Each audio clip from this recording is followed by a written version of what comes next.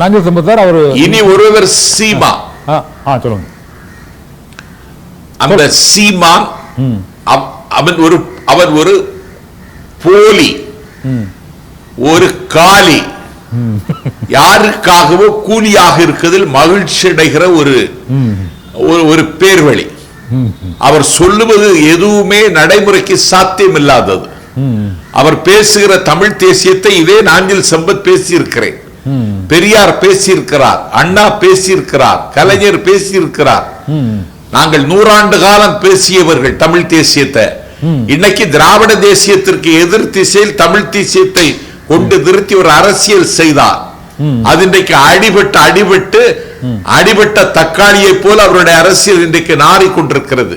தனித்து நிற்பேன் என்று சொல்லி தடாலடி காட்டுகிறார். அவர் தனித்து நிற்பதற்கு காரணமே வசூல் செய்வதற்குத்தான். உலகத்தினுடைய மிகப்பெரிய விடுதலை வீரன். நான் நெல்சன் மண்டேலா வரலாற்றை படித்திருக்கிறேன், நான் சேகுவாராவின் வரலாற்றை படித்திருக்கிறேன், உலகத்தின் நிகரற்ற தலைவர்களாகவும் வீரர்களாகவும் இருந்த வரலாற்றை படித்திருக்கிறேன். ஆனால் ஒரு வல்லாதிக்கத்தை, ஒரு சிங்கள பேரினவாதத்தை எதிர்த்து ஒரு சின்னஞ்சிறிய கண்ணற்ற தீவில் போராடியவன் தம்பி பிரபாகர். நஞ்சிருக்கும் குப்பிகளை நடுக்களத்தில் தொங்கவிட்டு வெஞ்சவர்கள் திரியக்கூடிய வேங்கைகளுக்கு தலைமை தாங்கியவன் தம்பி பிரபாகர். அவனை நான் சந்தித்தேன் என்று சொல்லி அவர் என்னோடு புகைப்படம் எடுத்துக் கொண்டார் என்று சொல்லி அவர் எனக்கு ஆமைக்கறி பரிமாறினார் என்று சொல்லி அவரை பார்த்த மாத்திரத்தில் எனக்கு தமிழ் தேசியம் பொங்கி வந்து விட்டது என்று சொல்லி ஒரு புறம்போக்கை போல இவர் பேசுகிறார். இவர் பேச்சிலே உண்மை இருக்கிறதா? இந்த நாட்டில் பெரியாரை கொச்சைப்படுத்துகிறானே. உடல் இச்சை தேவைப்பட்டால் உன்னுடைய அக்காவை புணர்ந்து கொள், உன் அம்மாவை புணர்ந்து கொள் என்று பெரியார் சொன்னார் என்று சொல்லுகிறான் என்றால் என்ன அக்கிரமம் இது? இதற்கு ஆதாரம் காட்டி என்று பெரியார் லட்சியத்தை வென்றெடுப்பதற்காகவே அடக்குமுறை சட்டங்களை ருசி பார்த்து வாழ்ந்து வருகிற என் அண்ணன் கோவை ராமகிருஷ்ணன் வீட்டுக்கு வந்தால் உருட்டுக்கட்டை வைத்துக் கொண்டு அங்க பிரியாணி வழங்கி கொண்டிருக்கிறார்களே, என்ன அரசியல் இது? அப்பொழுது பெரியார் தன்னுடைய அம்மாவை, தன்னுடைய சகோதரியை புணர்ந்து கொள்ளலாம் என்று சொன்னார் என்று இவன் சொல்லுகிறான் என்றால் இவன் தன்னுடைய சொந்த அனுபவத்தை பதிவு செய்கிறான் என்ற அர்த்தம்.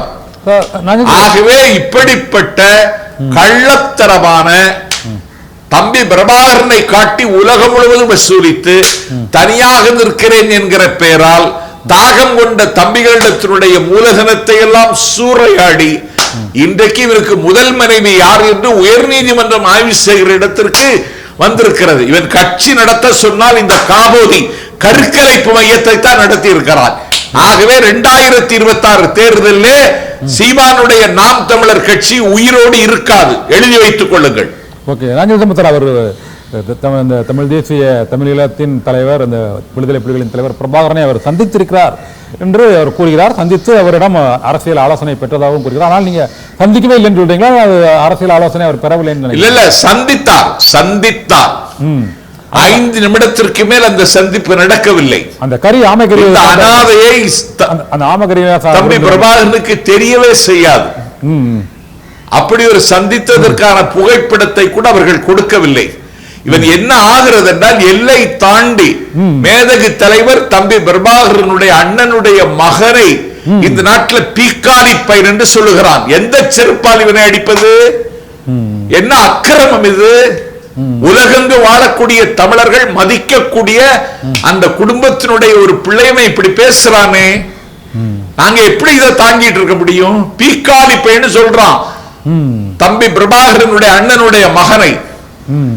தமிழீழத்திற்காக பேசியவர்கள், உயிரிழந்தவர்கள், சொத்து சுகம் இழந்தவர்கள் பட்டியலை ஏண்ட கேட்டா நான் தருவேன். அதுல நான் ஒரு ஆளு.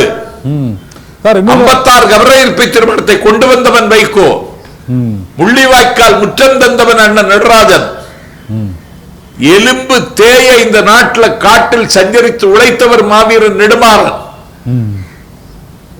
ஆனால் அக்கிரமை இது.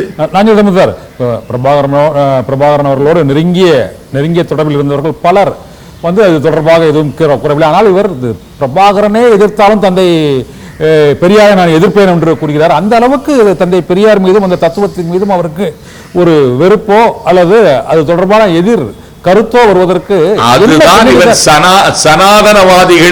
இவன் சனாதனவாதிகளின் கைக்கூலி.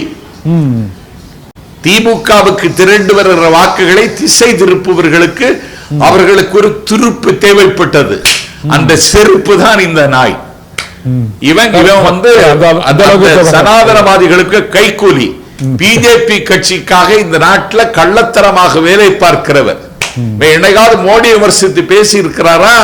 குடியுரிமை திருத்த சட்டத்தை எதிர்த்து இருக்கிறாரா?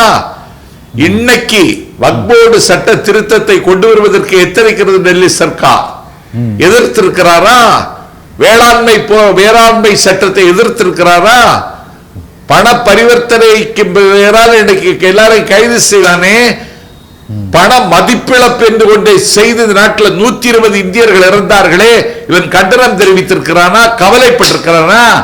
பிராண்டட் ஷர்ட் போட்டுட்டு பேண்ட் போட்டுட்டு 10 அடியாட்களை பக்கத்தில் வைத்துக் கொண்டா இவன் தலைவனாகிவிட முடியுமா? இவன் அரசியல் தரித்திரம், இவன் அரசியல் அனாதை. இந்த தவக்கலையை தமிழ்நாட்டு வாலிபர்கள் இனிமேல் ஏற்றுக்கொள்ள மாட்டார்கள். ஓகே சார், ராஜேந்திர சார், சீமான் வார்த்தை விட்டு நீங்க தனிப்பட்ட முறையில் நிறைய விமர்சனம் பண்ணிட்டோம். அதை உங்களோட கருத்தை எடுத்துக்கிறேன்.